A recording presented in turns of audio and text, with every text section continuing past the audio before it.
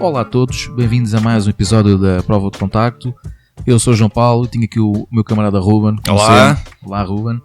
E hoje temos aqui um convidado também bastante especial, porque também é um dia curiosamente especial. Estamos a gravar no Dia Mundial do Teatro e temos aqui um fotógrafo, curiosamente uma das coisas que faz é fotografia de cena e tem uma ligação muito próxima ao teatro, e é um convidado que o Ruben, como sempre, vai apresentar. Então, hoje temos o Carlos Gomes. O Carlos Gomes nasceu em Coimbra em 1973, licenciado em Artes Plásticas pela ARCA, Escola Universitária das Artes de Coimbra. Foi docente de Artes Visuais entre 1996 e 2012. Participou em diversas exposições de pintura e instalação, com destaque para as estruturas da informação. Trabalho desenvolvido no Departamento de Física da Universidade de Aveiro, com apresentação no Aveiro Digital em 1997. A partir de abril de 2013, dedica-se exclusivamente à fotografia, design e ilustração. Fotógrafo de cena residente das companhias de teatro O Teatrão e a Trincheira Teatro, tendo colaborado com projetos teatrais e de danças, tais como o projeto De e Atrapalhar-te, membro do coletivo de fotógrafos Portfolio Project e um dos dinamizadores do Photobook Club Coimbra. Participação e desenvolvimento de projetos de autor, quer coletivos, quer individuais. Quero dar as boas-vindas ao Carlos Gomes. Olá, Carlos. Olá. Obrigado por ter aceito o nosso convite. João Paulo. Obrigado eu. Aproveito agora já para agradecer o convite. É uma honra estar aqui a falar convosco, pessoalmente. Sim, é verdade. Nós só nos conhecíamos virtualmente, por assim dizer. Exatamente. E já há algum tempo que andávamos a falar nesta possibilidade, ainda bem que conseguimos concretizar, e curiosamente estamos a gravar pessoalmente, não é? Que acho que para quem nos tem acompanhado recentemente, ainda temos estado sempre a fazer gravações remotamente, mas acho que esta conversa assim, cara a cara, acho que é muito mais interessante. Volta às raízes. Voltar ainda mais às raízes, exatamente. E hoje calhou, curiosamente, ser no dia que é. Que é um dia fantástico, Que é algo que também te diz muito, não é? Como o Ruben acabou agora também de te referir, do teatro. Mas ainda um bocadinho antes disso, temos que começar um bocado como é que isto começou, a tua ligação até às artes, porque a tua ligação às artes vem de outra área das artes. Sim, vem precisamente das artes plásticas, do meu interesse pelas artes plásticas, mas considero que este percurso todo ao longo destes últimos anos, e era engraçado estar a ouvir aí, enquanto o Ruben lia a biografia. É sempre estranho. É sempre estranho. Ele não estava a ler, isto foi tudo de cabeça. Sim, foi tudo de cabeça. Aquelas pausas era eu a pensar. Era ele a pensar para se lembrar. Exato. Mas é curioso uma pessoa olhar para trás ao longo do tempo e ver o percurso que se fez, não é? E muitas dessas coisas, é verdade, eu fiz isso e tal, não sei o quê. E por mais ou menos peso que elas tiveram, elas são muito importantes para aquilo que eu faço hoje. E o meu percurso, o meu interesse nas artes veio desde garoto, desde miúdo. A minha brincadeira preferida na altura era desenhar e pintar, e rabiscar e pintar os portões dos vizinhos e depois levar para tareias do meu pai. Tareias não, pronto, puxões de orelha. Mas eu fiz o secundário em Cantanhede e não havia agrupamento de artes lá, e então fui para Humanísticas e interessei-me muito por um agrupamento que havia, que era o jornalismo, turismo de jornalismo, e gostei muito das aulas de jornalismo que tive, e isso disputou-me muito para a fotografia, porque nós fazíamos lá um jornal, tínhamos lá o clube de jornalismo, depois também tirávamos fotografias, com uma analógica velha da escola, e o meu sonho de infância, ou vá lá, de adolescência, era ser fotojornalista. Depois, mais tarde, ingressei no curso de artes plásticas em Coimbra, na ARCA, e acho que uma das coisas que me levou para lá foi esta plasticidade das artes e a possibilidade de trabalhar com barros, tintas, etc, porque o curso da ARCA era muito abrangente, e tinha também a fotografia no currículo. Portanto, foi aí que eu tive, não foi aí que eu tive o meu primeiro contacto com a fotografia, foi curiosamente também no secundário, num clube de fotografia de um professor de educação visual que era muito carocas e fazia as coisas só porque ele gostava, e então lá conseguiu convencer a direção da escola secundária a fazer lá debaixo de um vão de escadas, a fazer um estúdio fotográfico, não é? E foi o meu primeiro contacto mágico que até aí a única coisa que eu conhecia da fotografia era aquela parte dos filmes em que eles já estão nos banhos já nos banhos já na fixação e tal. Mas foi o meu primeiro contacto. Isto é maravilhoso, trabalhar com o negativo e tal, com uma zenite que era um tijolo. E a fotografia nunca mais desapareceu do meu percurso académico. Durante a formação de artes plásticas ela esteve sempre paralela, ou seja, como apoio a projetos e trabalhos de artes plásticas, desde a pesquisa, etc. Só depois, quando comecei a dar aulas de artes visuais, é que a fotografia se começou a aproximar mais a nível, não direi de trabalho, mas direi até de escape. Comecei a fazer fotografia de rua.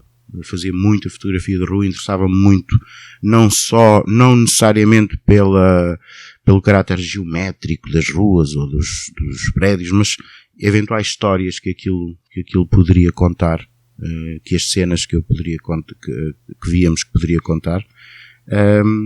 E andei uns aninhos a fazer fotografia de rua, sozinho, com malta, com amigos, com malta, com curiosos da fotografia, com malta que sabia muito de fotografia de rua.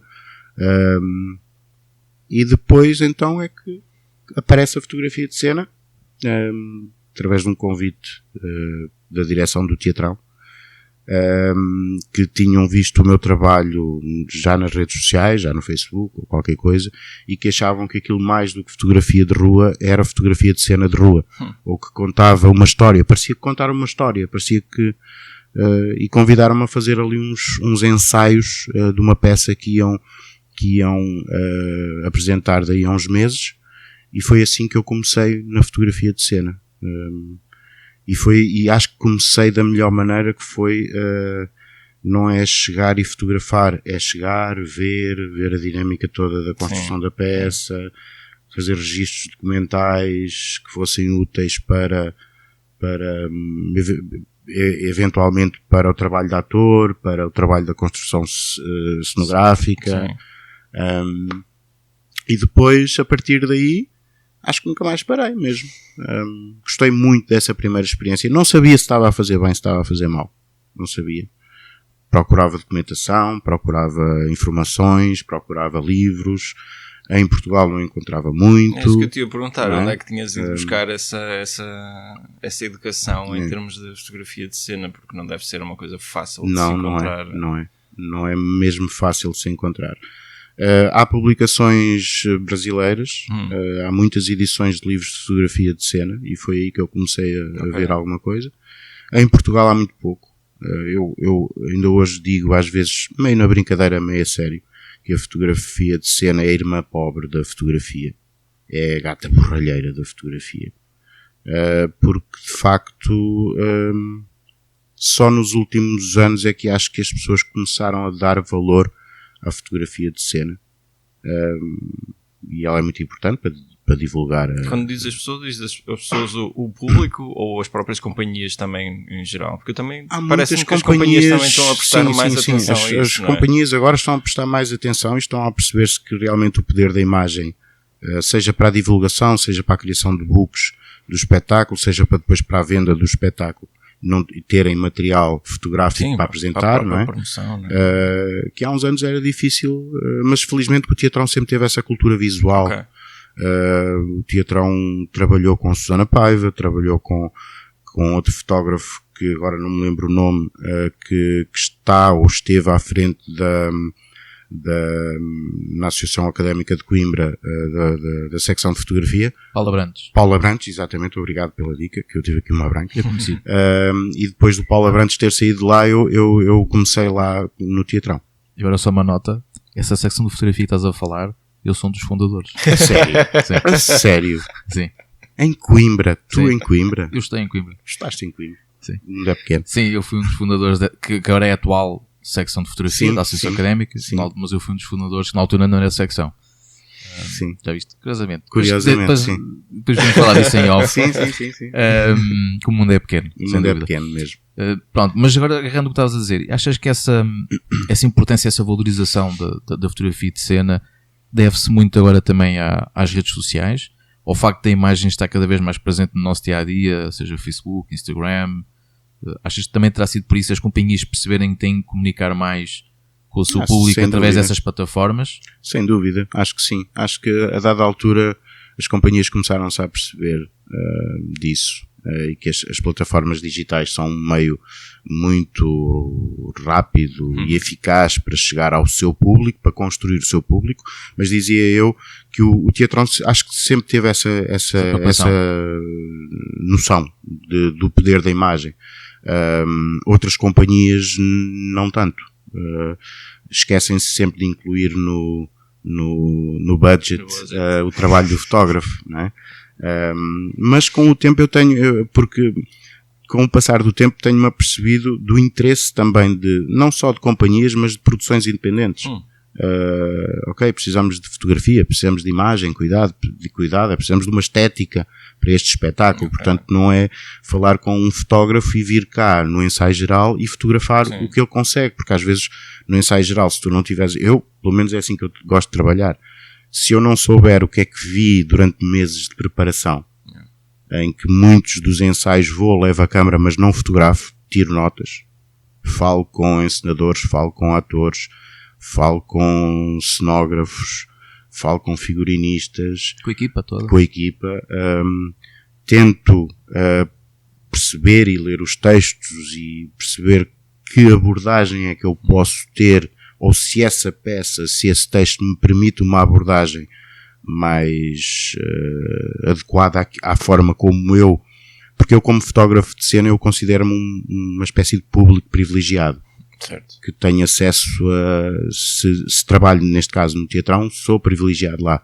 Tenho acesso a camarins, tenho acesso a todo o espaço, e isso coloca-me numa posição de poder mostrar muita realidade do que é uma companhia de teatro profissional.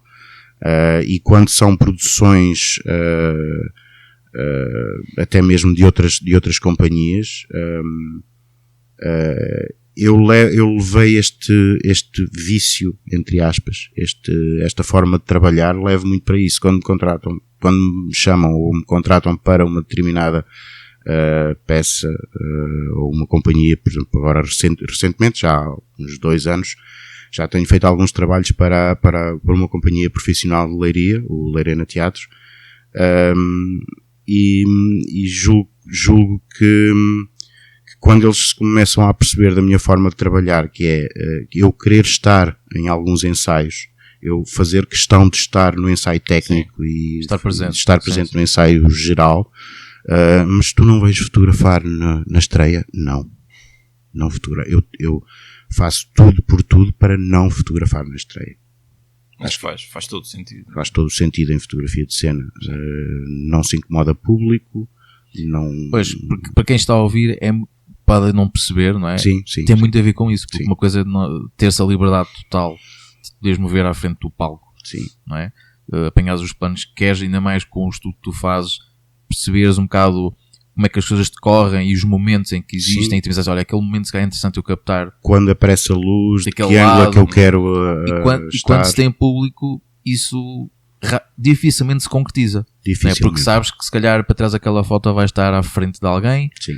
E agora muitas vezes também as câmaras, por causa do barulho, porque quem não sabe muitas vezes do teatro, qualquer barulhinho ouve-se logo, apesar de agora as mirrorless facilitam um bocadinho nesse sentido, sim. Mas acima de tudo é o incomodar o público, não é? Eu já tive algumas experiências, como sabes, foram poucas, e eu também senti um bocado isso. A diferença é que foi exatamente o oposto de ti, é que eu só pude fotografar com o público. Com a peça a decorrer. Às vezes isso acontece, às vezes não há forma de fugir a isso. E é óbvio que limita muito. Sim, às vezes não há forma de fugir a isso. Às vezes a produção não contemplou no orçamento um acompanhamento da produção, não é? E só tem para a estreia. Às vezes o próprio espetáculo em si só tem uma apresentação, e não tiveste oportunidade ou não de ir ao ensaio geral. Às vezes o ensaio geral é que aí já não lhe chamamos ensaio geral, Ensaio é sem corrido, figurinos, não é? é um ensaio Sim, corrido, sim. é uma coisa para bater texto, para ver, acertar as luzes e tal. E não tens outra hipótese. Mas sentes que o teu trabalho fica muito limitado, porque eu acho que a fotografia de cena, estando no campo da fotografia documental, e a própria noção de fotografia documental pode ser discutível, Sim, sim. né? Porque se me é permitido escolher um ângulo, eu não podia ir para outro ângulo, já estou a contar outra coisa deste ângulo, se faço um picado, se faço um contrapicado, pronto, isso até seria outro tema para outra conversa, mas sinto-me muito mais, de facto, muito mais confortável a fazer fotografia de cena quando acompanho o processo todo e quando sei em que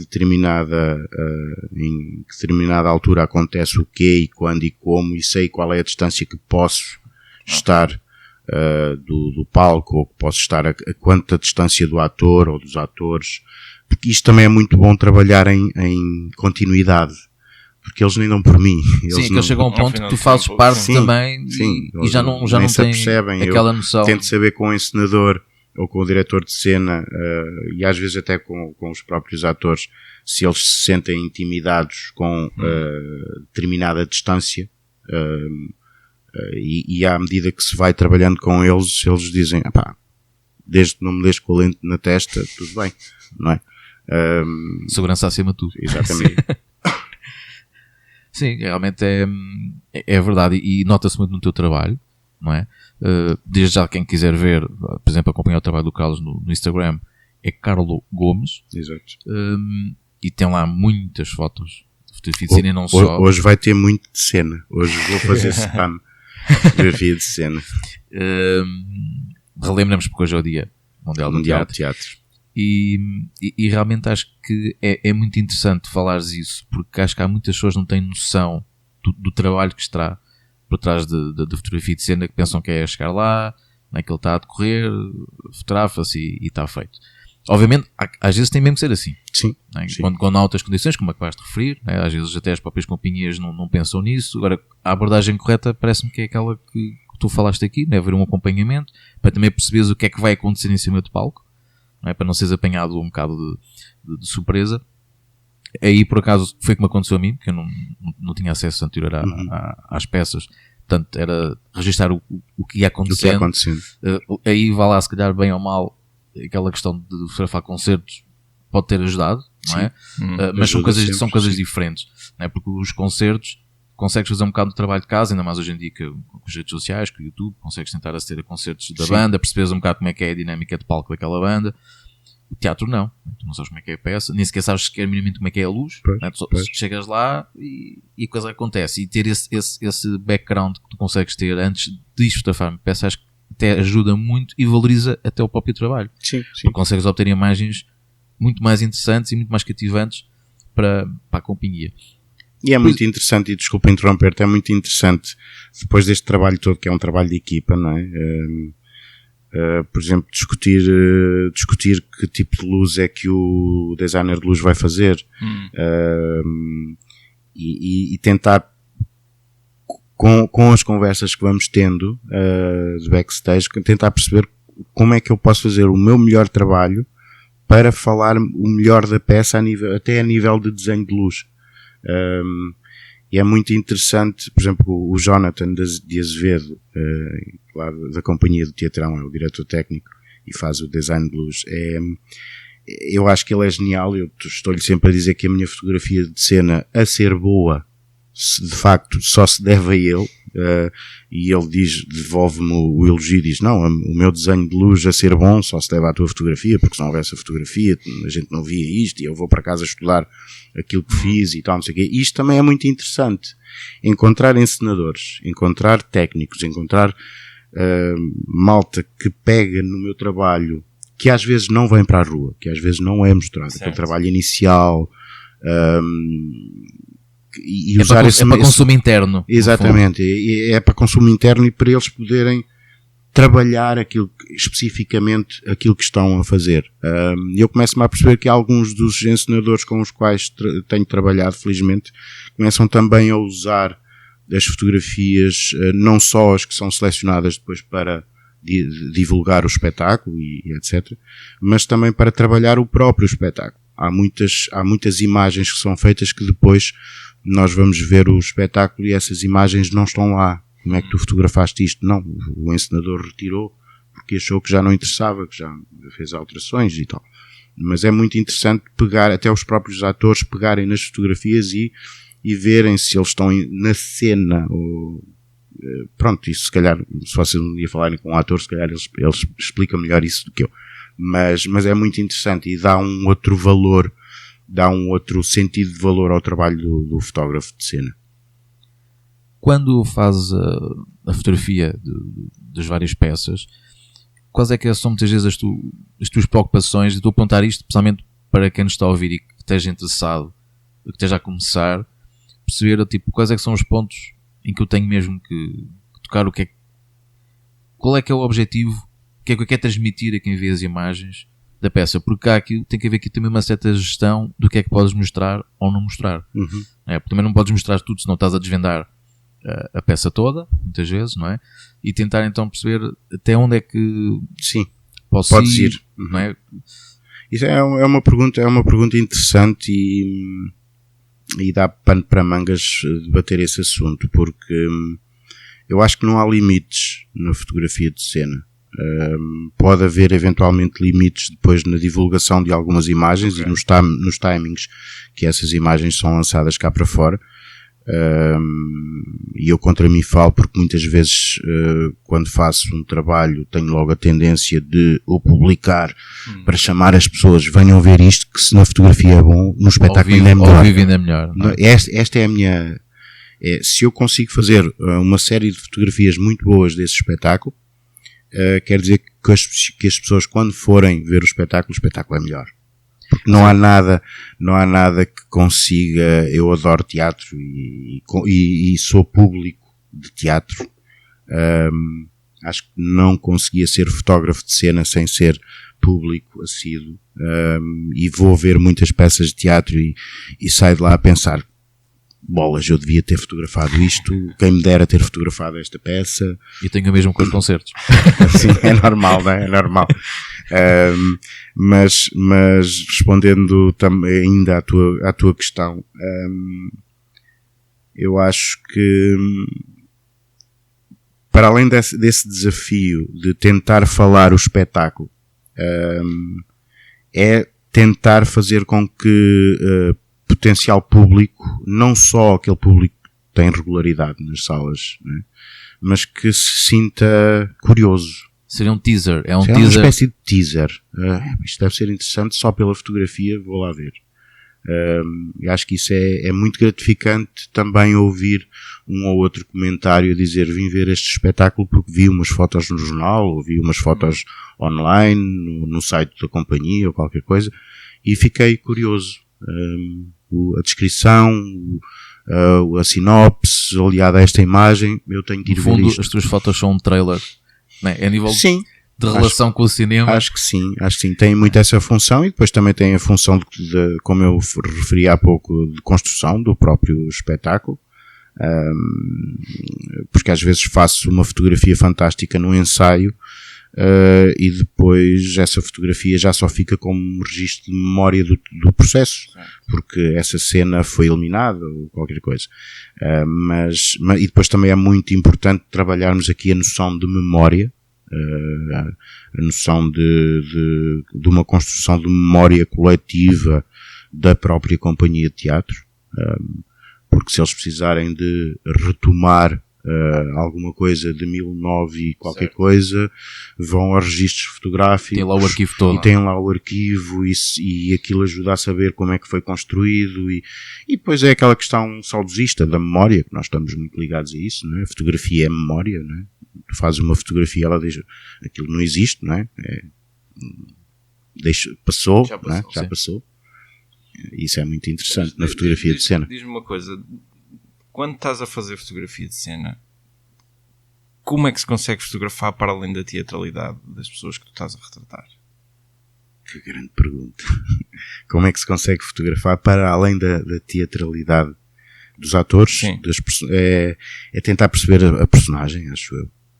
É ler a personagem como público. Tu chegas a ler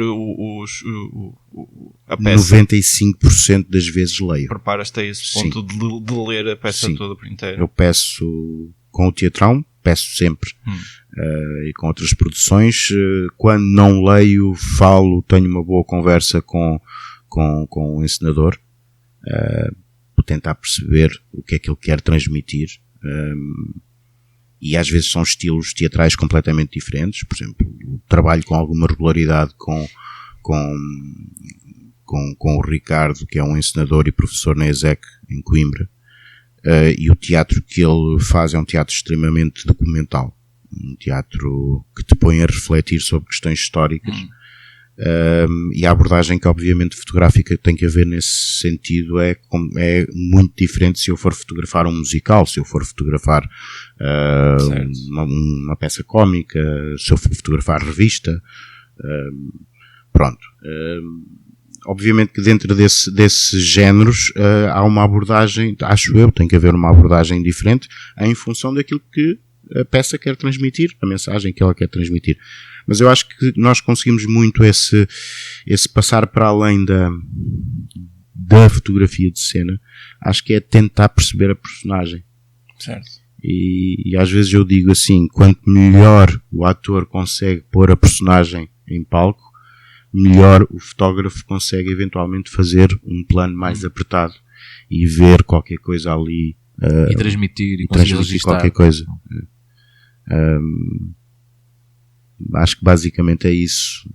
Não há uma fórmula, mas acho que é muito isso. Não, parece-me fazer sentido a conversa que tu tens com os atores e que tens com toda a equipa. Tudo isso vai-te ajudar a ultrapassar essa linha que está para além da peça, não é? Sim, sim. Tu não estás a fotografar também só aqueles atores, só os personagens, por isso há toda ali uma segunda camada de personalidades e de história que está ali envolvida. E tu aí invariavelmente vais buscar para ultrapassares essa barreira, invariavelmente vais buscar a inspiração a tudo aquilo que tu és, a tudo aquilo que tu vês, tudo aquilo que tu consomes visualmente, tudo aquilo que tu fizeste, até mesmo fotograficamente, e que de certa forma te influencia, porque eu acho que isto há muito uma troca eu continuo a achar muito importante ter começado na fotografia de rua, e tentar procurar histórias, mesmo que essas histórias fossem inventadas na minha cabeça,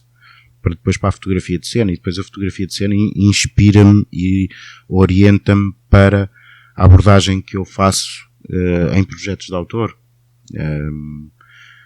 Inspira-me e orienta-me quando eu estou em estúdio a fazer uma sessão de retrato, ou uma sessão no artístico, ou uma sessão por causa das questões da luz, o que é que eu quero transmitir com isto, faço uma luz mais tilt, faço uma luz mais butterfly, isto tudo me inspira, e eu consigo encontrar sempre paralelismos entre, por exemplo, a luz que encontro numa determinada peça de teatro e a luz que vou buscar para o estúdio. Gosto muito de luz quando dão liberdade para isso, quando não tem que ser aquela luz mais frontal, mais tipo headshot. Gosto muito de fazer uma luz mais eu chamo-lhe uma luz mais dramática, em que puxo mais pela sombra, puxo mais pelas zonas de penumbra, mas isto vem-me se calhar da iluminação de cena, não é? Já é essa influência. Sinto muito essa influência, e até mesmo às vezes na construção dos cenários. Eu aqui há uns anos com o meu irmão demos por nós aqui há uns anos, um deles foi antes da pandemia, a pintar backdrops.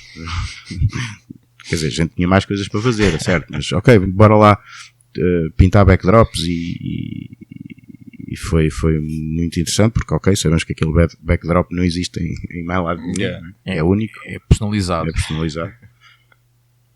Mas entendo, isso também era uma das questões também que queria colocar e que já abordaste, que é a questão do retrato, não é? Porque também muito do teu trabalho passa por retratos, não só dos próprios retratos dos atores, como também de várias pessoas, mas eu conheço muito mais o teu trabalho de retrato, até muito de atores, não é?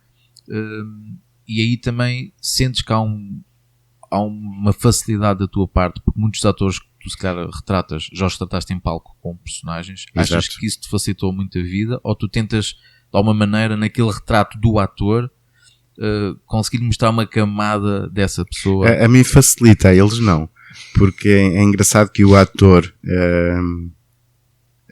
quando está no palco, Em personagem. tu podes estar a esta distância, a 50 centímetros dele e fotografá-lo. Em estúdio, se o teu estúdio tiver 50 metros, ele não sabe o que é que há de fazer às mãos. Yeah. Porque não é o habitat dele, não está em personagem. E precisamente por aí, eu gosto muito de retratos, e gosto muito de trabalhar retrato, e gosto muito em cena, gosto muito de fazer retrato de cena, e isso levou-me a criar um projeto, que é um WIP, que é um Work in Progress, que hei de fazê-lo até ter força nas mãos para segurar na câmara, que é o Persona, que é pegar na personagem. O ator apenas transporta essa personagem e leva a personagem ao estúdio. Okay. Portanto, a personagem está despida da cenografia, do texto, de tudo. Tiras a personagem do palco e coloco no estúdio. E faço uma série de retratos em personagem, só a personagem. Não quero o ator, não quero a pose do ator, quero a personagem. Como é que a personagem se comportaria em estúdio? Isso tem dado uns resultados interessantes. Isso é capaz, para os próprios atores, é um desafio interessante. Sim. Principalmente, se calhar, estou-me a lembrar daquela cena do método, não é? Dos atores de método. Quando são Sim. de Não é? Normalmente, não é? Que é fora do palco, quase que a vida deles passa a ser aquela personagem. Não é? E agora estavas a dizer, estava-me a lembrar quase... Sim, porque é muito interessante também isso, porque muitas das vezes, quando eu faço os convites aos atores que transportam essa personagem, já passou muito tempo depois da peça ter estado em cena, não é? Portanto, eles têm que revisitar tudo aquilo que tiveram que fazer para construir aquela personagem. E num curto espaço de tempo da sessão em que eles estão a preparar, e que eu noto eles novamente a construírem a personagem. Isso é um processo muito interessante e também começou a vontade de fazer isso, também começou quando estou a fazer fotografia de cena, porque muitas das vezes apetece-me mandar parar tudo e para aí, fixa aí na luz e tal, não sei o quê, agora sou eu o encenador. Repete essa parte que é para eu poder... Exato, para eu poder. Então comecei a fazer isso no estúdio. Isto começou, este projeto começou em 2018, 19 talvez, com uma peça dos finalistas do curso superior de educação, do curso de Teatro e Educação da ESEC, encenada pelo Ricardo Correia, e havia lá umas quantas personagens que me chamaram a atenção, nomeadamente uma personagem que não tinha nome no texto, era a aluna congelada, era aquilo. A peça chamava-se Museu de Perdidos e Achados, que era na altura a ESEC, o curso de teatro, fazia 20 anos, se não estou em erro. E o texto foi construído todo por eles. E então essa personagem, essa aluna congelada, sabia de todos os podres de professores, de funcionários, de alunos, de ex-alunos, e então andava lá pelo meio da peça a contar isso tudo.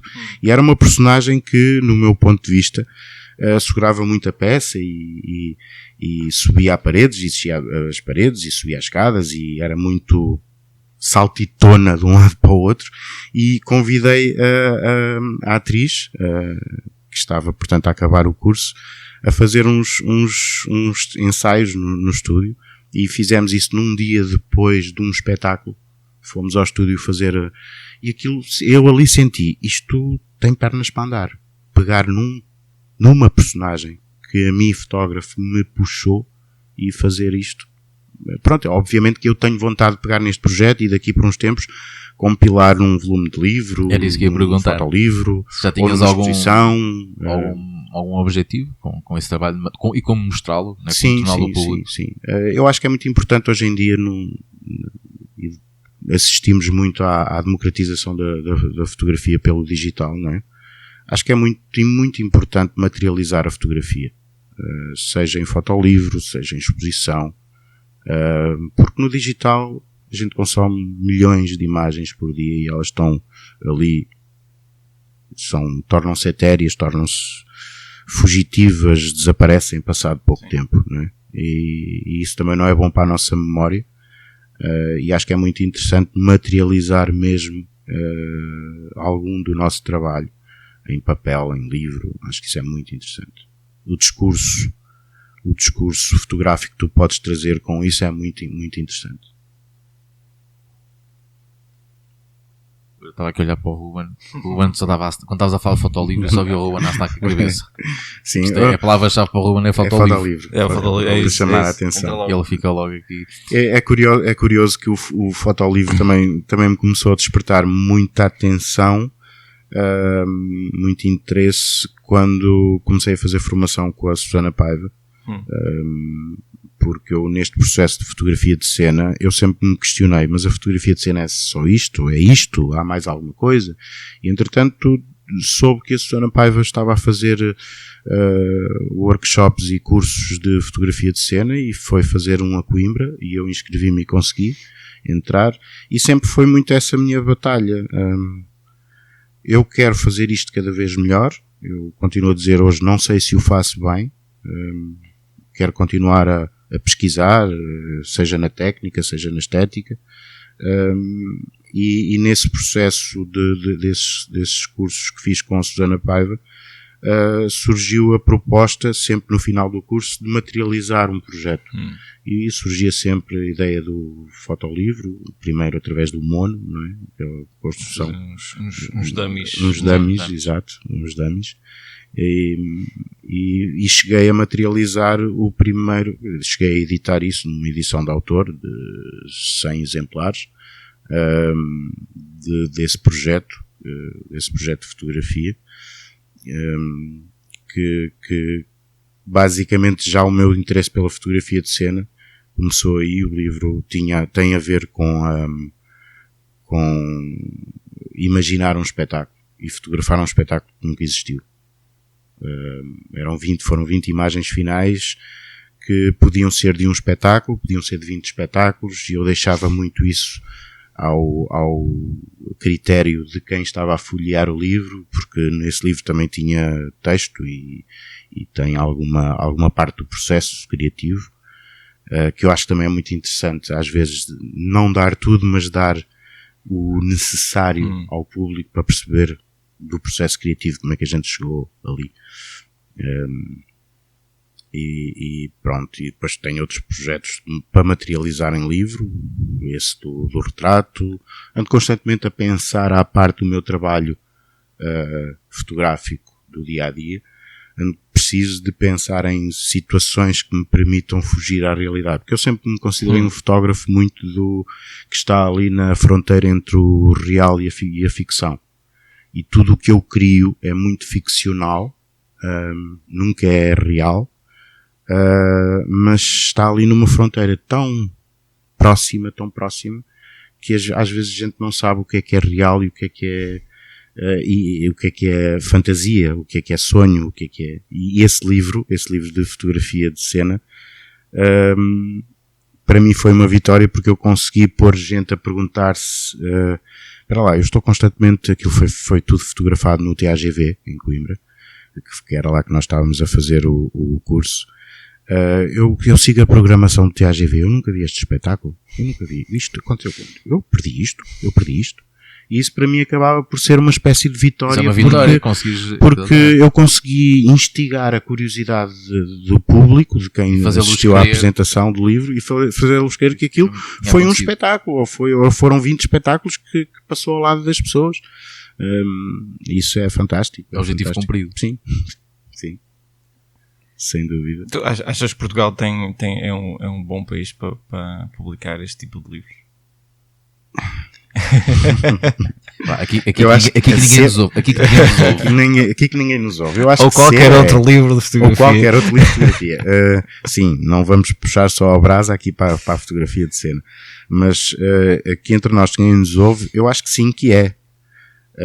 Achas que o público está mais mas receptivo? O público não está muito receptivo a isso. Também é a impressão que eu tenho. O público não está muito receptivo porque não tem hábitos disso. É uma questão, não é por maldade. Não é? Sim, mas não é por maldade. a Eu quando faço uma exposição de fotografia, não é? exatamente, eu quando faço uma exposição de fotografia, também é outra das coisas que eu gosto de fazer e gosto de trabalhar em projetos que são depois para expor. E podemos depois falar do meu último projeto que expus, se vocês deixarem, claro. Claro. Eu acho que é uma questão de educação artística. Quando eu faço uma exposição, a última exposição de fotografia que eu fiz de um projeto 3 vezes eu tinha gente muito interessada em ir ver, mas que me faziam aquela pergunta um bocado ingênua de, olha, é preciso pagar-se para entrar. Não é. Para entrar numa galeria de arte não tens que pagar a menos que compres uma peça de arte. É como entrar numa loja de roupa, tu não tens que pagar para entrar na loja de roupa, a menos que a compres. Eu acho que isto tem tudo muito a ver com a educação artística, a educação cultural, que faz falta nos currículos dos últimos, desde que eu conheço os currículos de ensino artístico em Portugal. Como vocês sabem, eu dei aulas e um dos meus objetivos que tentava transmitir aos alunos mais do que ensinar a desenhar, porque acho que isso é uma coisa muito discutível, era dar-lhes hábitos visuais e hábitos culturais para que eles pudessem no futuro virem a ser público de alguma coisa cultural, seja de museus, seja de galerias, seja de teatro, seja de cinema, seja de música, seja qualquer arte, né? E sempre se criou muito, isto é uma coisa que se calhar vem daquela coisa que nos foi instituída no tempo da velha senhora, sempre se criou muito aquela falsa ideia do ter jeito versus não ter jeito para música, para fotografia, para imagem, para desenho, para pintura. Acho que isto não tem nada a ver, o jeito. Nós nascemos com jeito para tudo. Nós nascemos com jeito para desenhar, porque a primeira coisa que tu fazes quando pegas numa caneta, quando és bebé ou criança, é rabiscar, portanto estás livre, não é? Depois a sociedade vai-te impondo estigmas e vai-te impondo coisas de, não tenho jeito. E isto passa-se muito no ensino das artes, que, ele não tem jeito nenhum para isto e tal, não sei o quê, e depois o tempo curricular das educações artísticas é sempre muito reduzido, vai sendo há uma castração desse período curricular que não lhes dá liberdade depois para isso, não é? Mas em termos de expressão criativa, já nem diria em tanto artístico, não é? Sim, é mais isso que tu dizes, sim. A expressão criativa, escrita, ou outras áreas quaisquer. Acho que a castração passa um bocadinho por aí, não é? Acho que falta muito o estímulo, e eu, como dizia, quando dava aulas, eu preocupava-me mais com os estímulos positivos do que necessariamente saber que o aluno fez aquela proposta de trabalho e que usou técnicas de pintura, etc., corretas e tal, não sei o quê, mas preocupava-me mais com o interesse que ele demonstrava do que necessariamente com o resultado final, porque isso vai-lhe trazer para o futuro, era o processo, exato, vai-lhe trazer para o futuro aquela necessidade de ter sempre que consumir produtos culturais, produtos artísticos. E quando eu digo consumir, não tenho necessariamente que os comprar. Tenho necessariamente que ter acesso a eles, ter interesse a aceder a isso. Mas isso também não devia sobrecarregar quem ensina, não é? Isso já tem que vir de casa. Sim, não é? sim. Também acho que tem que vir muito de casa, sim. Tem muito que vir de casa. E isso respondendo à tua questão de há pouco, sobre esta questão de se Portugal é um país que está aberto ou não. Eu acho que sim, porque há a vontade de quem faz de fazer para mostrar. Às vezes é frustrante, parece que estamos a fazer só para amigos, não é? Às vezes é muito frustrante, mas eu acho que acima de tudo há, porque se não houvesse nós também não estávamos aqui a falar. Certo. Não é? E nós somos teimosos, não é? Não gostamos de desistir destas coisas e é muito difícil. Acho que é um bocado a nossa responsabilidade também, tal e qual como é a responsabilidade de uma companhia de teatro cativar público, fixar o público, envolver o público. Da nossa parte como criativos também é preciso criar o nosso público, criar a empatia pelo nosso trabalho e fazer com que eles fiquem para verem coisas diferentes, propostas novas, Isso é muito, muito importante, acho eu. Eu estavas aqui a falar desta parte cultural, não é? Eu acho que também tem muito a ver com a noção e a ideia que as pessoas têm que a cultura tem sempre um preço associado, não é? E infelizmente, em muitos casos, é verdade. Não é? Por exemplo, no caso concreto até dos fotolivros, sabemos que há fotolivros que vão para preços que não estão ao alcance de muitas pessoas. Não é? Que são livros. Estás a falar de coisas recentemente lançadas? Sim. Não é? Há livros que são caros. Sim. Não é? Que é preciso mesmo. A pessoa tem mesmo que gostar muito daquele autor e se calhar não vai dar 70, 80 euros para um livro. Não é? E muitas vezes sem o poder folhear. Pois. Sim. Porque acho que também há essa questão. É que nós fomos a várias livrarias, há muitos livros que estão totalmente selados. Fechados, exato. E eu pergunto-me, como é que eles querem que as pessoas ganhem interesse? Ou conhecem aquele trabalho, ou aquele autor, e tipo, ok, já sei que vou comprar.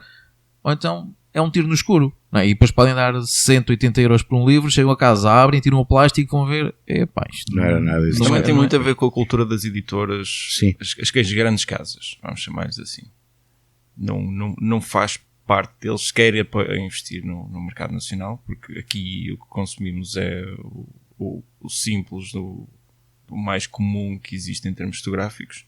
Tu chegas a uma FNAC e uma prateleira da FNAC é um ótimo exemplo disso. Tu tens os teus Bressons, os Doanos, os Salgados e se calhar 2 ou 3 autores portugueses que por algum milagre conseguiram financiamento para imprimir aquilo e chegar a uma FNAC.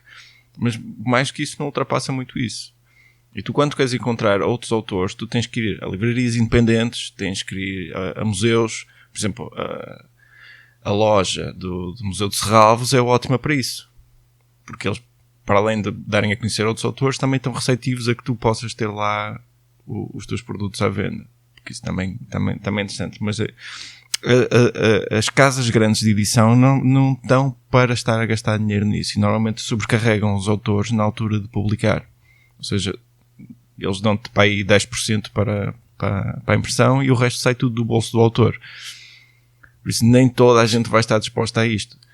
Por isso eu dou muito exemplo da Steidl. A Steidl é muito boa neste aspecto. Por exemplo, o Gerhard Steidl diz que as vendas da cópia do Americans servem para financiar o lançamento de livros de outros autores que ele sabe que não vão ter tanto sucesso, mas que precisam de ser vistos pelo mundo.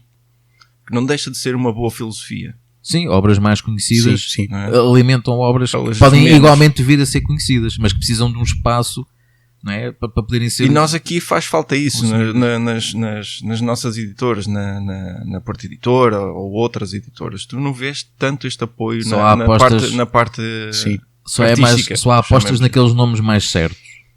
Já nem são tão certos, porque daquilo que eu já me percebi, mesmo aqueles nomes mais certos acabam por não vender a edição inteira. É muito difícil. 10%, pelo menos a última estatística que eu vi, 10% das pessoas que publicam o fotolivro é que conseguem vendê-lo na totalidade da primeira edição. Agora imagina, a nível mundial, o que é isto? É muito pouca gente que consegue esgotar uma primeira edição.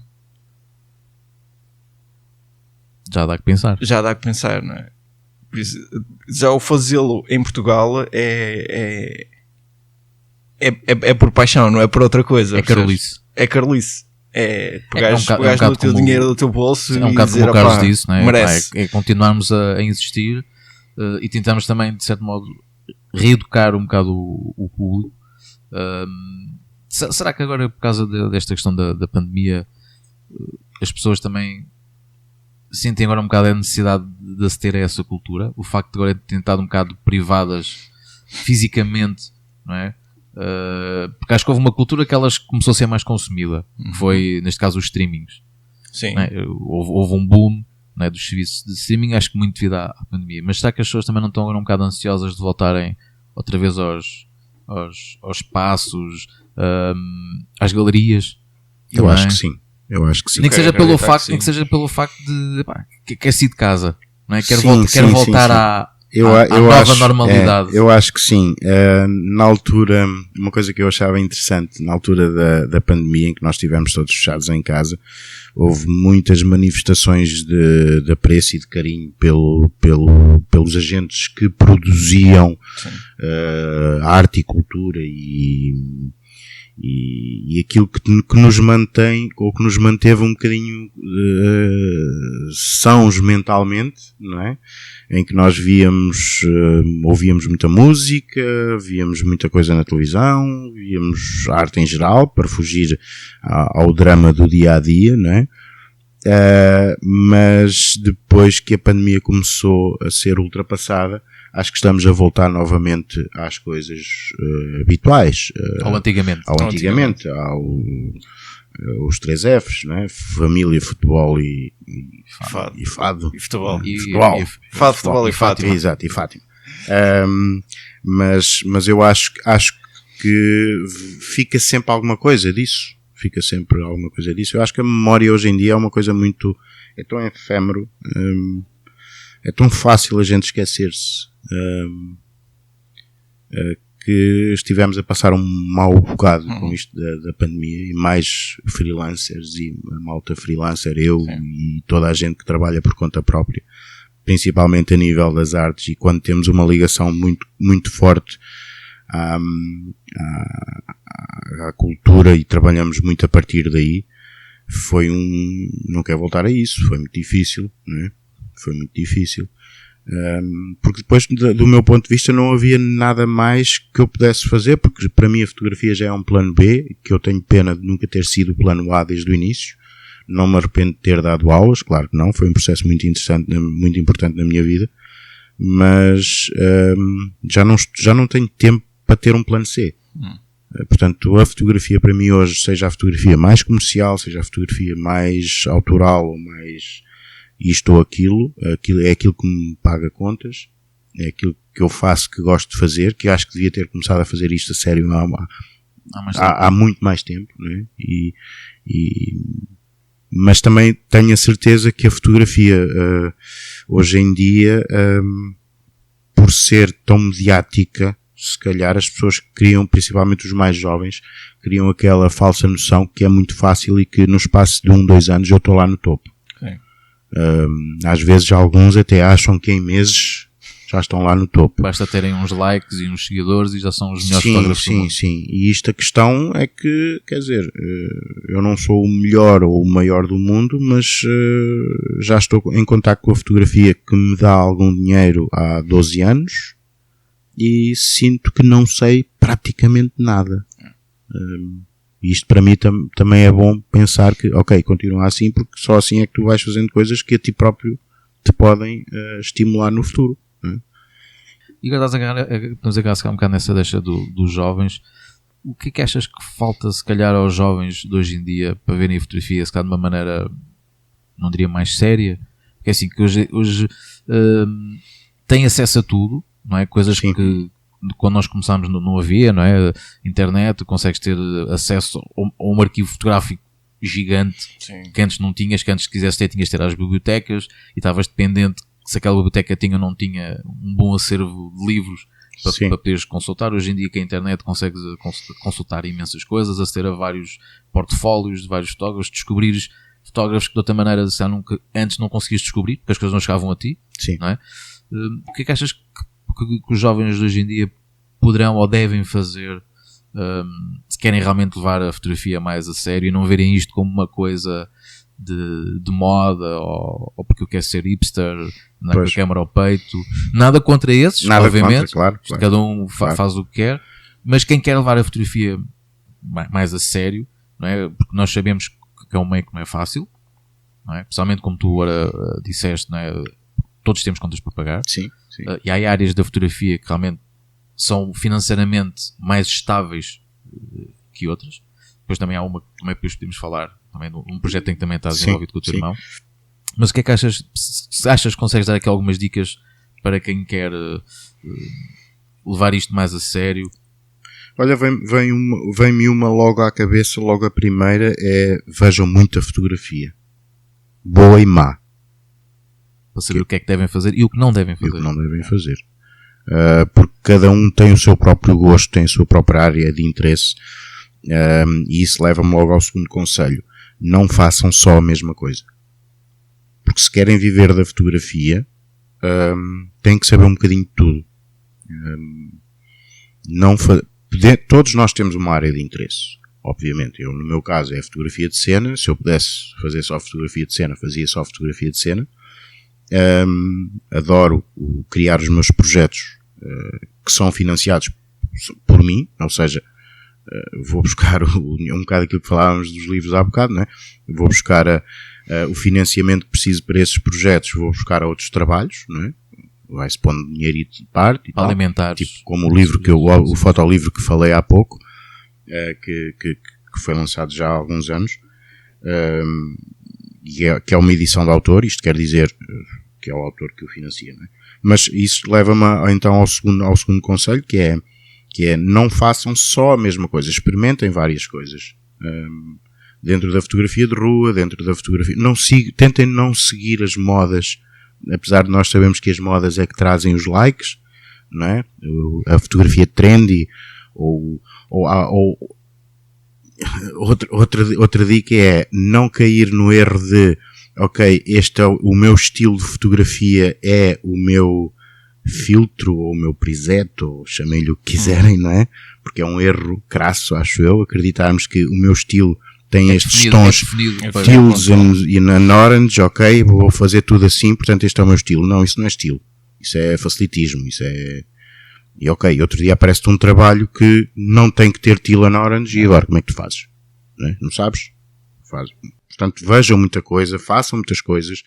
Mas o teu estilo tem que ser a imagem que produzes e não exatamente, a edição. E não a edição pode é uma parte importante, sim, é uma parte importante. Estilo, não vamos negar, não vamos dizer que não. Mas acho que a fotografia, o teu estilo, se me perguntares hoje qual é o teu estilo, não sei. Acho que não sou eu que tenho que dizer isso. Acho que é o público que tem que dizer, olha, esta foto é do X, é do ou faz-me lembrar este trabalho, faz-me lembrar este ou aquele, não sei o quê. E acho que o teu estilo está aí. É a forma como tu olhas para as coisas, a forma como tu as abordas e como tu as depois fixas no sensor. Para nós também é interessante que sempre que alguém diz, esta foto é tua, não é? Faz-me uma foto, tu dizes, não é. Mas é que parecia mesmo o teu estilo. Sim. E isso muitas vezes também acho que é interessante ouvirmos as pessoas dizer, muitas vezes porque uma sensação, ok, se calhar aí está, para muitos nós não há um estilo definido, não é? Mas para alguém dizer isso é porque se calhar já tens ali, mesmo que muita gente não te apercebas, o teu estilo. Sim. Não é? Acho que poderá ser. Eu acho que levava a mal isso. Pois eu vi que estavas lá, eu estava lá e estava-te a ver e a dizer isso, não é? Depende, se for um fotógrafo que tu era igual. Quer dizer que eu não consegui desviar-me das influências que eu tinha. Pois. Eu percebo a tua, sim. Tens a tua identidade. Né? Ou seja, em vez de ser estilo, uma identidade. O goal é eu conseguir ter uma linguagem minha. Tua. Que a minha linguagem seja perceptível. E eu quero que digam, isto é uma foto ruana, não é? Esta foto é parecida com... Não é isso que eu estava a dizer. Estava a dizer, era alguém ver uma foto que não é tua e assumir que é tua. Okay. Por causa do estilo de imagem. E uma foto que tu vejas... Acho que ia dar ao mesmo. Eu acho que... Ok, mas bem, vamos pedir dar um bom tema de debate. Sim. Não, eu acho que até podia ser, por um lado, se eu ser um autor que tu aprecies, se for uma foto má, obviamente acho que ninguém fica muito contente de ver, não é? Mas acho que poderá ser interessante as pessoas verem e pensar, esta foto lembra-me o teu trabalho, ou seja, é sinal de que realmente já estás a criar ali a tua identidade. Sim, está dentro daquele ponto da pirâmide de evolução. Tu chegas a um ponto em que antes de tu teres a tua linguagem própria, tu estás a imitar a dos outros. Porque hoje em dia é difícil ser-se totalmente único e às vezes é o que a gente quer ser. Está tudo feito. Está tudo feito. Concordo. Está tudo feito. Não há... O que podes fazer é reinventar. Sim. E é isso normalmente acontece. Nós também já falámos disso noutros episódios, que é muitas coisas que hoje em dia as pessoas fazem e pensam que reinventaram a roda, mas se tu fores ver a história, há um gajo que há 60 ou 70 anos já fez e fez isto aí em película. Sim. E que tu estás agora a fazer no Photoshop. Tipo, olhem o Picasso, que fazia as experiências de light painting, não é? E tipo, a malta aqui há uns tempos andava toda maluca com isso, parecia que tinha descoberto. Porque é essa outra dica que eu daria. Não achem que estão a inventar nada, conheçam a história, pesquisem, porque e não sigam aquela coisa do olha aqui esta foto, vamos fazer igual. Quando estão a combinar as sessões e tal, eu às vezes dou uns workshops e quando a malta está a tentar criar alguma fotografia, que é aquela dificuldade muito grande de pensar a fotografia antes de a fazer. E a malta tem muita facilidade. Como a fotografia é fácil, ou pode ser muito fácil, faz e depois a gente analisa. Não, vamos fazer ao contrário. Primeiro analisas o que queres fazer, primeiro constróis a imagem na tua cabeça, visualizas, escreves, pesquisas, desenhos, rabiscas se for necessário, etc, etc. É engraçado que no fotolivro que eu por acaso podia ter trazido e mostrava-te isso, e até te oferecia um, porque não os vendi todos, não é? Porque aquilo é um livro. Está registado. Está registado, sim. Eu acho que só tenho lá duas. Mas aquilo também era um livro que era ótimo. Podes reservar para nós os dois. Sim, pronto. Pode ficar já reservado. Sim, e há sempre a possibilidade de voltar a fazer uma edição, se houver dinheiro para isso. Mas aquilo é um livro bom, aquilo é ótimo, até serve para uma boa base de tachos. E se tiveres alguma cadeira torta lá em casa ou alguma mesa, aquilo é um bom calço. Eu dizia isto na brincadeira para as pessoas virem ver a apresentação do livro. A cadeira a o que é? Está aqui de baixo. É um fotolivro. Deixa eu ver. Deixa eu ver. É curioso que esse fotolivro foi apresentado no Feia do Teatrão, a tabacaria, e consegui reunir ali um conjunto de pessoas que se interessavam quer por teatro, quer por fotografia. Pronto. Isto foi uma coisa que me esqueci de referir há pouco. Mas já não sei onde é que íamos, o que é que estávamos a falar, estávamos a falar do fotolivro. Sim. Mas pronto, é sempre aquele conselho que eu também posso dar é, não façam cópias. Não peguem no trabalho. Vamos fazer igual, vamos experimentar fazer igual. Já foi feito. Às vezes, como processo de aprendizagem, faz sentido, não é? Mas depois tentem descolar-se disso. Sim. E não querer imitar e tentarem tornar único porque usam um filtro ou um preset que toda a gente usa. Não é? É um desleixo de tal maneira. Sim, e às vezes as pessoas têm a ideia que têm que fazer uma coisa muito elaborada para serem únicos. Sim. Então, e continuando aqui nas dicas, recordas-te assim de mais alguma dica que achas que possa ser interessante para quem nos está a ouvir? Sim, olha, uma que eu acho que é muito importante e que ninguém deve descurar é a formação, é o workshop, fazer workshops, fazer formações presenciais. Acho que há muita tendência de nós nos deixarmos iludir que num tutorial que há no YouTube conseguimos aprender tudo o que há para aprender sobre aquilo, e acho que não é verdade. Quando tu tens formação presencial, tu recebes a experiência de quem te está a dar essa formação e dicas de como resolver um problema inesperado. É sempre útil estar presencialmente com um formador. Sim, os vídeos podem ser um bom começo, sim. Uma boa base para começar a trabalhar, mas há sempre ali informação que não está lá. Não está lá. Não é? E pode servir sim para fazer experiências, mas querer ainda mais, querer sempre saber mais. Pode ser importante. Exatamente, porque eu acho que da experiência que eu tenho como formador e até como docente, ser o próprio formador a pegar no material e fazer para demonstrar, acho que é muito útil. Ok, há tutoriais em que fazem e demonstram e tal, não sei o quê, mas ali no local, ver como é que as coisas se comportam, ver como é que a luz funciona depois, é outra experiência. Acho que é quase indescritível, é quase imperceptível, e há muita gente a pensar, não, eu não vou pagar por um workshop ou por uma formação quando tenho esta informação gratuitamente na internet. Sim, ela está lá gratuita, mas o que tu pagas depois é a experiência palpável, muitas das vezes, não é? E também muitas vezes saber filtrar a informação, porque a informação é óbvio, está no YouTube, está no Google, está na net, há muita informação, mas muitas das pessoas também não têm conhecimento suficiente para saber filtrar essa informação. Sim, não é? Porque acham que qualquer informação que lá está é assim, só pode ser assim. Sim. E não, não é? E há sempre muita forma de fazer as coisas, de atingir resultados, não sendo só com aquela fórmula, mas através de outras fórmulas, de outras maneiras de fazer as coisas. E nem sempre da maneira mais rápida, porque Exatamente. acho que também é isso que acontece muito, que é as pessoas têm a ideia, querem sempre a fórmula certa e que consiga funcionar no menor curto espaço de tempo. Sim. Não é? E nós sabemos que, como qualquer arte, essas coisas demoram. Sim, sem dúvida.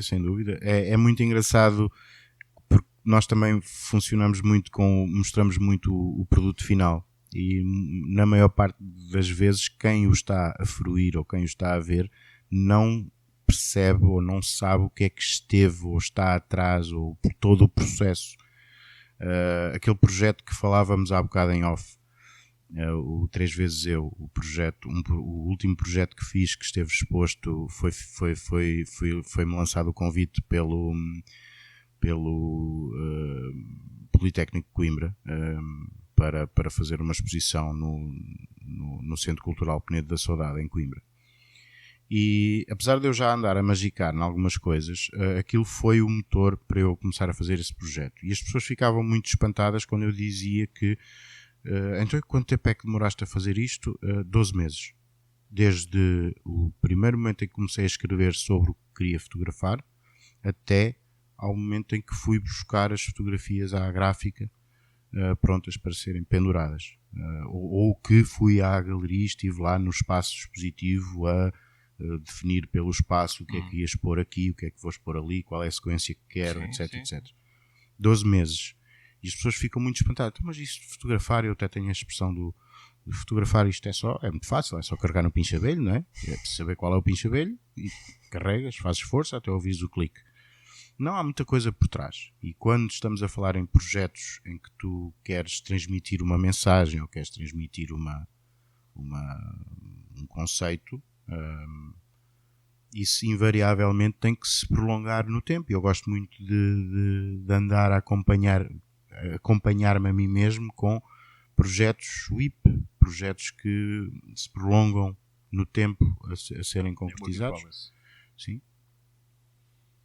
E curiosamente esse projeto, o 3 vezes eu, obviamente teve influência e tem influência na fotografia de cena, na fotografia de espetáculo, porque foi feito com malta genial que usa o corpo como ferramenta de trabalho, não é? Atores, bailarinos, bailarinas, e é uma ferramenta fantástica, o corpo.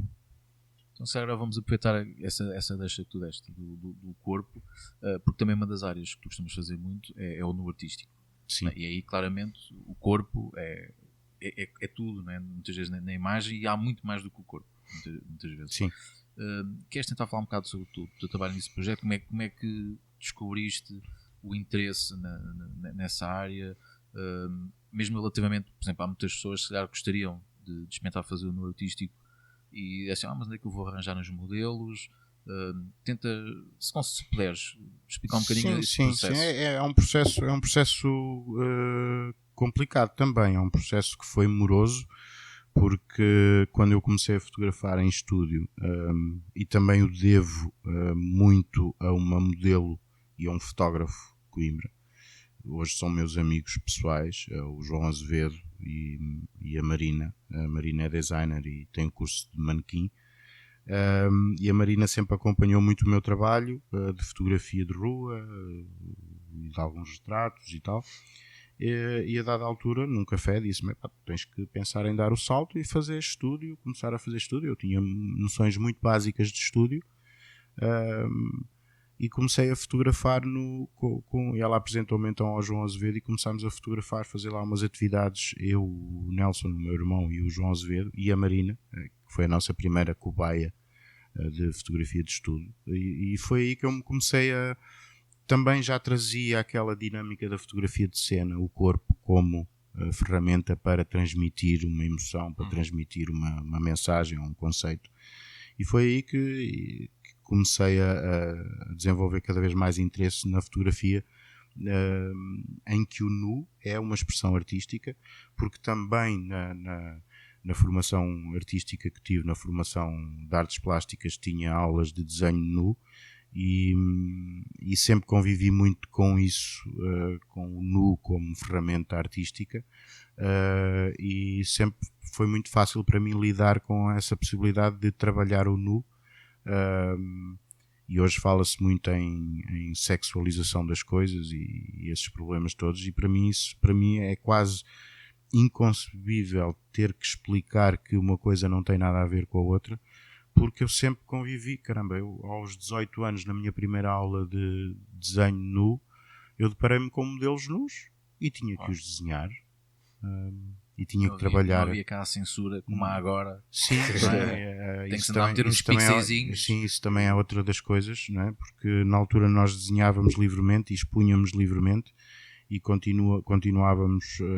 Acho que esta democratização também veio das redes sociais, e destas coisas todas também vieram levantar velhos celeumas da humanidade. As pessoas não gostam muito de pensar, acho eu, e é mais fácil julgar do que estar a tentar perceber porque é que aquela fotografia é em nu ou não é? Há muitas pessoas que têm essa dificuldade, pronto, lá está, se calhar falta-lhes um bocadinho de formação artística para isso. Para mim sempre foi muito normal o nu como manifestação artística, e se nós formos a ver a história da arte, a história da arte está pejada de exemplos, nem vamos por aí, porque senão tínhamos que ir aos tempos do Neolítico e ver a Vênus aquela figura nu que representa a fertilidade, etc, não é?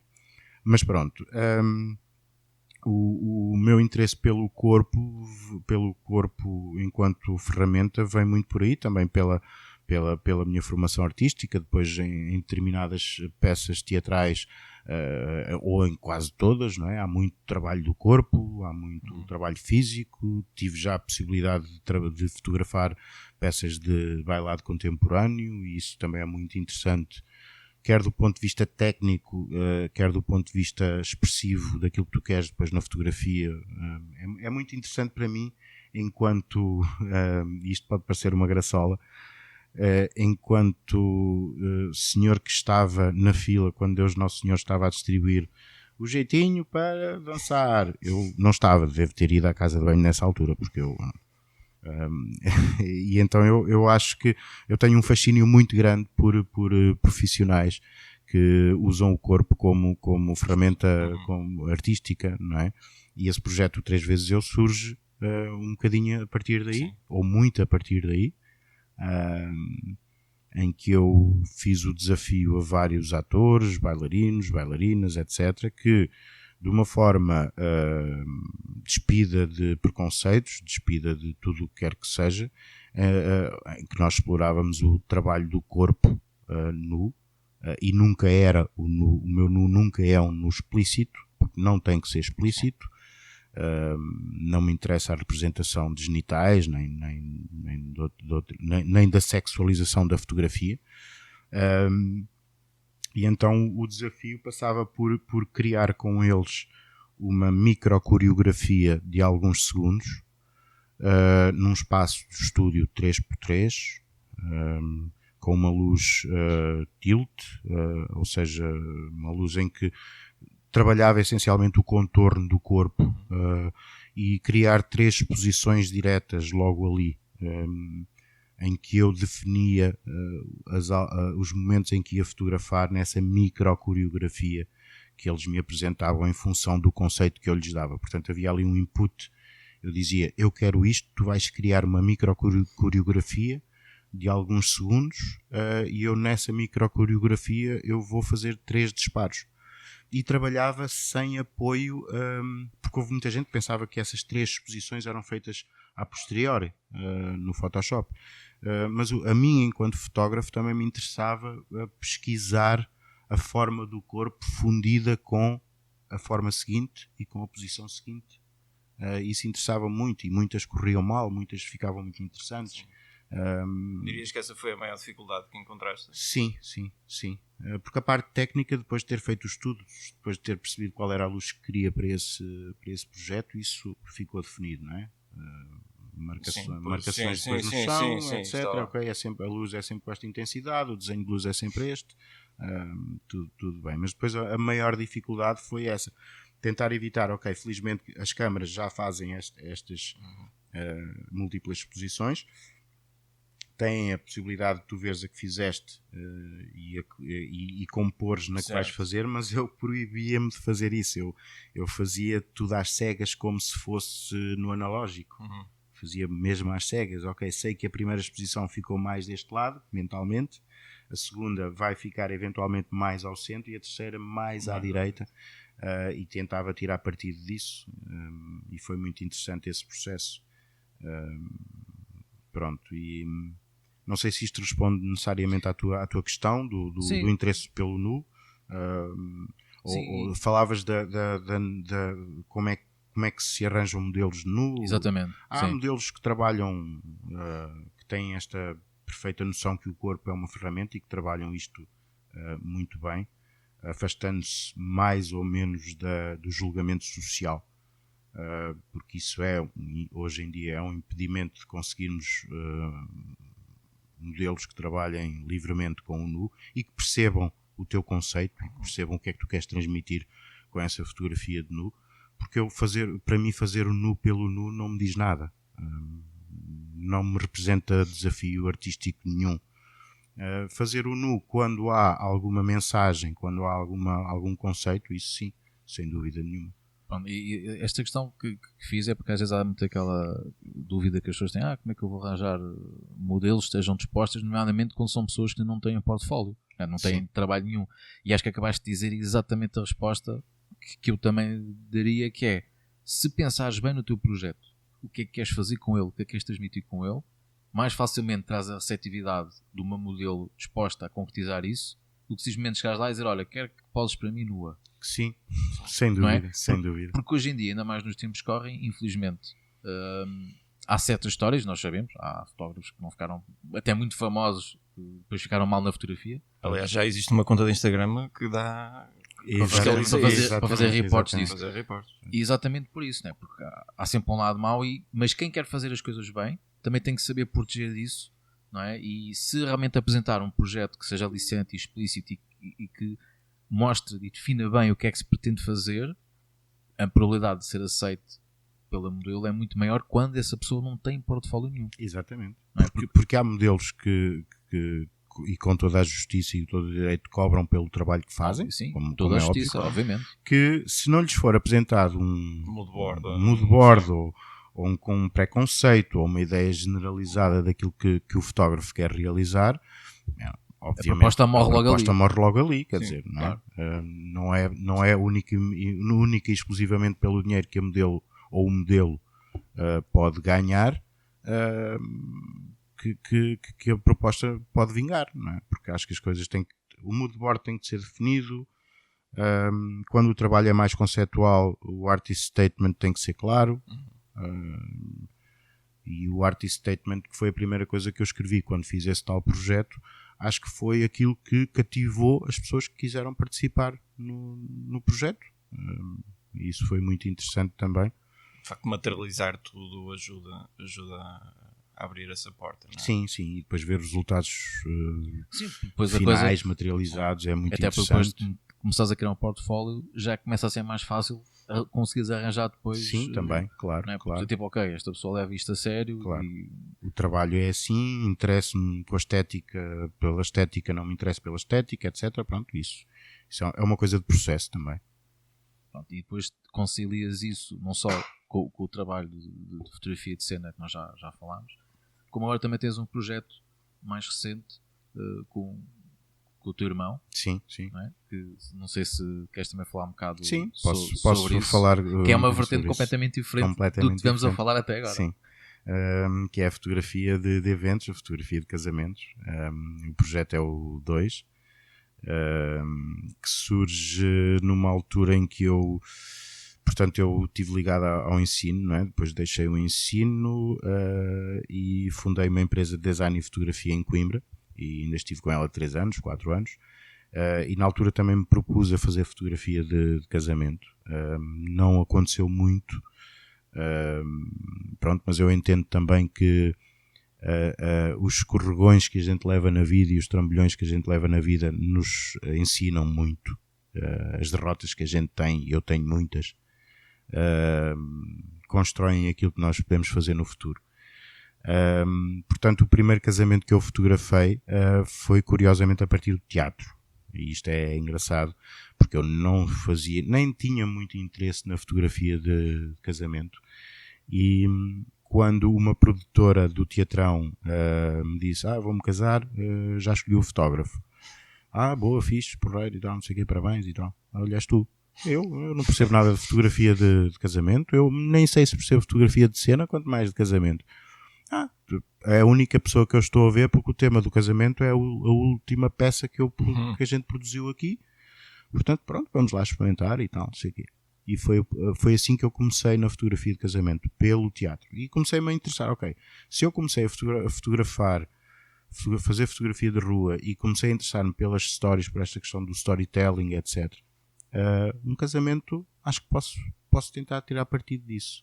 Portanto, depois, os casamentos seguintes que fiz, associei-me ao meu irmão e também, curiosamente, numa conversa de café a gente começou a querer materializar este projeto e surgiu a ideia logo do 2, somos dois, a marca é 2, somos dois gêmeos, temos a formação artística semelhante ou igual. Ele continua a dar aulas, a ter ainda alguma ligação ao ensino artístico. E começámos a criar ali uma linguagem dentro do storytelling que gostamos, muito ligada ao Candid, muito ligada ao fotojornalismo.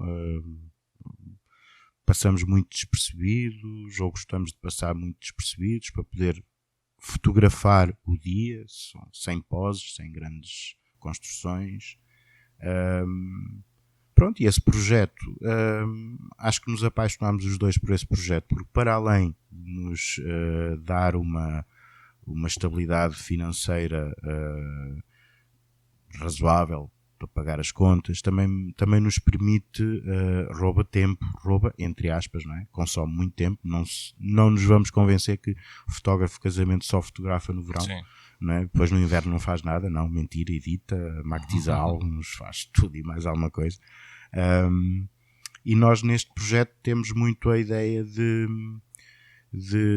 não queremos fazer 50 casamentos por ano, 60, 70, não queremos fazer muitos, porque achamos que cada cliente que nos procura para esse trabalho é único, não é? Como é óbvio, e merece muita atenção no antes, no durante, no depois, e nós sentimos muito isso agora com a pandemia, porque tivemos muitos cancelamentos que passaram para 2021. Aliás, os casamentos de 2021 estavam todos marcados e orçamentados já desde 2018, 19. E portanto juntou-se os de 2021, juntaram-se aos que já vinham de 2020. Foi uma carga de trabalhos, gerir novas datas, gerir novas equipas, porque nós trabalhamos também com equipas de vídeo. Foi muito difícil, e depois nós começámos a entender que, ok, os clientes que procuram a dois, procuram o Carlos e o Nelson. Não procuram uma equipa definida por eles, apesar disso estar em contrato, que em determinadas situações a dois pode definir fotógrafos e videógrafos da sua confiança, não é? Mas nós começámos é um bocadinho aquela coisa dos gêmeos, que giro e tal, são gêmeos e tal, não sei o quê, que as pessoas gostam muito, e pronto, ok, se não os podemos vencer, vamos nos juntar a eles, e ok, então, nós vamos sempre os dois, não há noção de primeiro fotógrafo nem segundo fotógrafo, somos os dois o primeiro, ou quando é preciso sermos os dois o segundo, somos os dois o segundo. E é muito interessante porque trabalhar com alguém que tem basicamente a mesma estética ou a mesma formação, nós praticamente não temos que fazer o briefing antes do casamento, porque eu já sei quando ele está num ângulo, com que tipo de lente é que está, eu já sei o que é que ele está a fazer. Isto não é necessário dizer isto, ok, as pessoas podem estar a ouvir dizer, olha, este gajo está a dizer, então, mas eu faço isto também com o outro colega e tal, não sei o quê. Não, acho que aqui o que conta é a comunicação, não é? Podia não ser o Nelson, meu irmão gêmeo, podia ser o Nelson, um tipo que eu conhecia, que fotografa bem, que trabalhamos bem juntos, mas neste caso temos a mais-valia de sermos parecidíssimos uns com os outros, e depois naquela coisa dos casamentos é sempre muito interessante, e aquilo que eu dizia do não os podemos vencer juntando-nos a eles, é esta questão do freak show, não é? Tipo, ai, que giro, são gêmeos, e são fotógrafos e tal, tão parecidos e tal, e ainda agora um estava ali, agora já aqui estás e tal, como é que tu conseguiste e tal.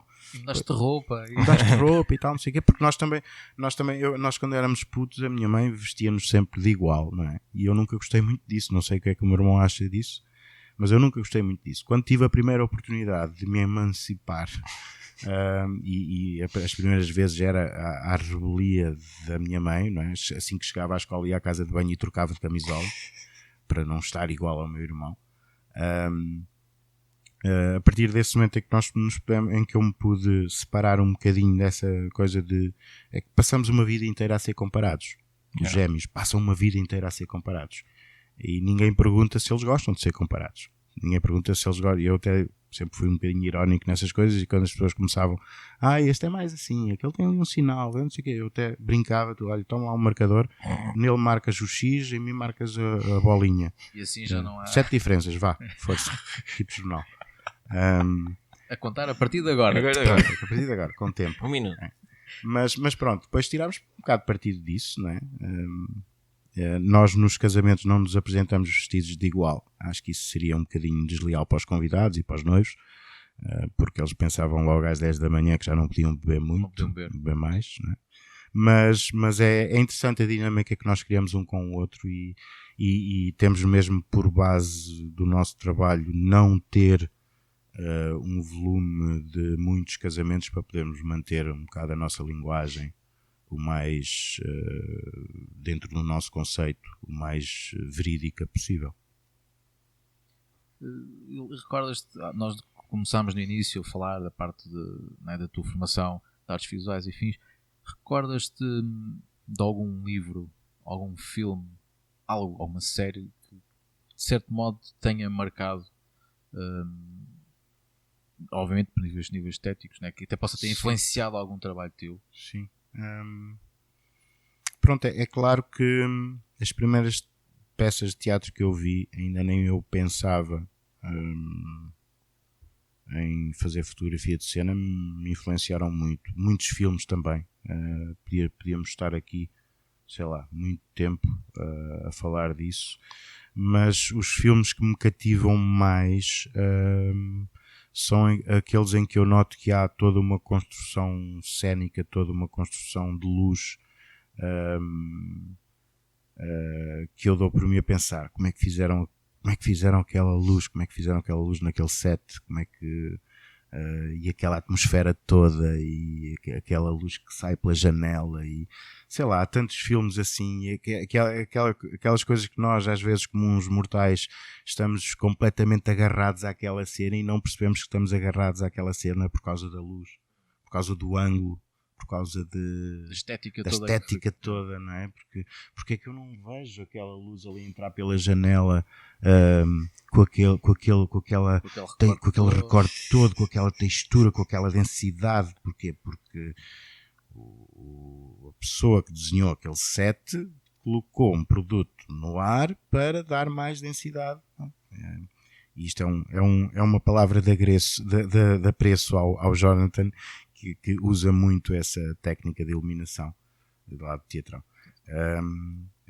Eu estou-lhe sempre a dizer, Jonathan, põe Safex nisso.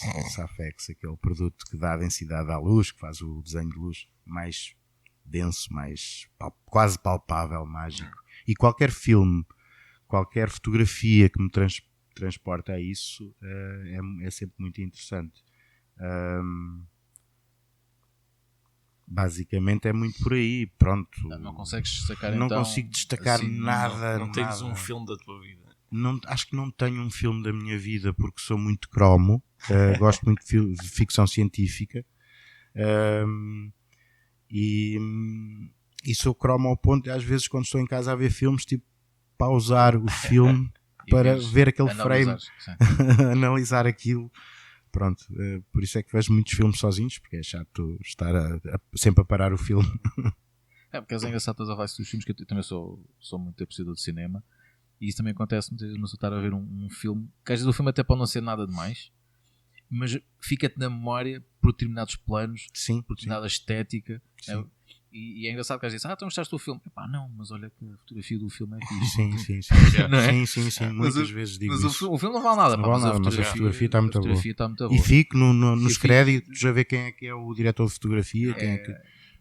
É engraçado, também sou. E acho que também o Ruben. E mais recentemente, a panca mais recente tem a ver com a sonorização dos filmes agora.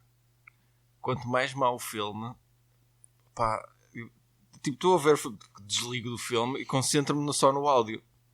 E às vezes encontro as bandas sonoras incríveis nos filmes mais estúpidos possíveis, tipo aqueles filmes de domingo à tarde, e assim, pera lá, mas está aqui a construção, pá, os gajos meteram aqui os violinos para criar um bocado de tensão, e tu começas a perceber a estrutura que a música está a ter, o impacto que está a ter na própria cena. E não deixa de ser interessante também o gajo começar às vezes assim a dar valor àquelas coisas que estão ali um bocadinho escondidas, como é o caso da cinematografia, da produção e todas estas coisas. Temos que passar a dar um bocadinho mais valor. Estamos a falar dessa parte do áudio, lembra-me automaticamente do Dunkirk, do Christopher Nolan. Sim. Tem uma sonoplastia brutal. Genial, sim. Principalmente o jogar com o silêncio. Que há lá muitas cenas, não se ouve nada e depois de repente ouves assim um barulho de uma bala. E aquilo causa-te assim um impacto, e é incrível como é que a sonoplastia cada vez mais, ainda bem, não é? Sim. E dentro desse género também temos o 1914, que é genial, desde a forma como foi filmado, a direção de fotografia está genial, a luz está genial, o color grading está brutal.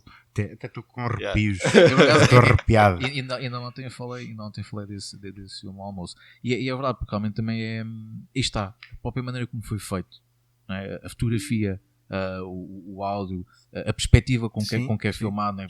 Porque há lá alturas que parece mesmo que estás nas trincheiras. Sim. E isto leva-nos àquela conversa que estávamos a ter há bocado. Filmes sobre guerra sempre foram feitos. Sobre a Primeira Guerra Mundial sempre existiram. Sobre a Segunda Guerra Mundial sempre existiram. Agora, a forma como que tu deslindras para contar essa história, isso é que é desvalorizar. E a parte técnica, claramente. Acho que são aí 2 filmes que a nível técnico estão muito no top. Ruben, tens aí mais alguma pergunta da Algibeira que queres fazer? Não, acho que não. Já está tudo. Está tudo já a pensar no almoço. Está tudo já pois, porque realmente. Na francesinha. Realmente acho que foi um argumento de peso que nós tivemos a nosso favor para o Carlos se deslocar até nós, que desde já te agradecemos o facto de teres disponibilizado a vista. Foi muito bom, agradeço eu. E a gente sabe que a francesinha realmente é um argumento de peso. Temos que usar este argumento mais vezes. Puxa convidados. Puxa convidados. Sim, para mim foi fácil. Carlos, mais uma vez, muito obrigado. Relembramos então quem quer seguir o teu trabalho no Instagram. Portanto, Carlo Gomes. Também do projeto que o teu irmão é o 2 Foto. 2 Foto, exatamente. Portanto, depois também no Instagram também está lá o link do Behance, onde eu coloco algumas coisas que não coloco nas redes sociais. Eu, curiosamente, mas o teu trabalho foi pelo Behance. Pelo Behance. O Behance é um bocadinho aquela casa que de vez em quando vou lá e arrumo. E volto a colocar lá qualquer coisa, mais um projeto, mais uma série de fotografia de cena. Pronto, é aquela coisa que está sempre em back, mas que complementa e é aquilo que eu normalmente dou como referência. O meu trabalho está aqui. Okay. O Instagram é aquela coisa mediática, tu publicas lá uma foto e passado 2 ou 3 dias já ninguém se lembra que a publicaste, não é? Mais aquelas. E eu às vezes faço muito esse exercício. Estou a fazer o scroll, né? Tipo, chega 2017, 2016, já deixa cá puxar isto para a story. Repost. Pronto, ontem publiquei uma foto de um exercício que eu fazia, que era tentar fotografar o nada. Fotografar a paisagem, que eu acho que é uma reflexão muito pessoal. A fotografia também pode ser muito isto. Eu sei que você já tinhas despedido, mas agora lembrei-me disso. Não. Acho que a fotografia também ajuda muito e é muito terapêutica a nível pessoal. Não só sair para a rua e levar a câmara, mas também estar com um pensamento, com um conceito na cabeça. E, por exemplo, eu em 2017 andava a escrever umas coisas e fotografar outras. E depois decidi juntar as coisas e escrever e fotografar sobre o conceito de nada, ou de solidão, ou de... e até dada altura considerar que aquilo não poderá ser uma extensão do nosso, se isto é meu, se isto é, sou eu que estou a pensar, isto não será uma autorrepresentação. Não estamos a falar de selfies, estamos a falar de autorrepresentações. Sim, não misturar As coisas, os conceitos. Exato. E pronto, e resolvi publicar aquilo. Deu aquela vontade de voltar a publicar uma dessas fotos dessa série. Mas sim, acho que basicamente é isso. Foi muito bom estar aqui com vocês. Obrigado. Não foi só a francesinha, foi um argumento de peso, mas foi bom vir-vos conhecer pessoalmente e falar convosco pessoalmente e falar um bocadinho daquilo que nós fazemos e gostamos de fazer. Obrigado aos dois. Obrigado nós. Para quem nos está a ouvir, já sabe que pode nos acompanhar no Instagram, também no nosso Discord. Também temos lá a nossa comunidade também, a pouco também vai crescendo, por isso se não fazes parte da nossa comunidade, junta-te ao nosso Discord, podes ir ao nosso Instagram, tens lá o link na nossa bio para teres acesso às nossas plataformas todas as plataformas onde estão os nossos episódios, bem como o link para o Discord, tem lá o convite. Então também pode ir por e-mail, que é aquela pergunta da praxe. Prova de contacto.podcast@gmail.com. Ora está, e também para finalizar também um agradecimento aqui ao Manel, que se deu aqui o seu estúdio para fazermos a gravação deste episódio aqui ao vivo, por assim dizer, já não foi remotamente. É verdade. E é sempre bom voltarmos a estar com os nossos convidados frente a frente, que acho que está uma conversa sempre mais interessante. E mais uma vez a todos, muito obrigado por estarem desse lado, por nos seguirem e, Carlos, até ao meu próximo. E obrigado por teres aceito. E até a próxima. Vamos à francinha antes que ela É verdade. Grande abraço, malta. Grande abraço.